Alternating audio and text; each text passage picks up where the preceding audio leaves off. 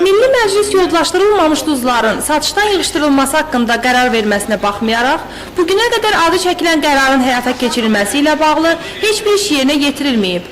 Həmin məqsədlə Azərbaycan Respublikası Səhiyyə Nazirliyi, BMT-nin UNICEF təşkilatı, Azad İstehlakçılar Birliyi ilə seminar keçirib.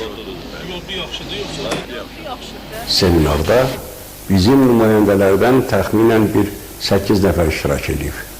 Orada göstəriblər ki, yodlaşdırılmamış duzların insan orqanizminə nə kimi mənfi təsirləri var.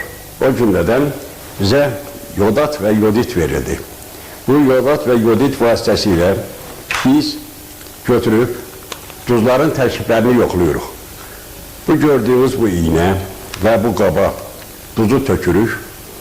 Bu yoditdən deşib bir damcı bu qaba tökəndən sonra ciyərimah prosesi əgər gedərsə, bunun tərkibində yodun olmasını göstərir.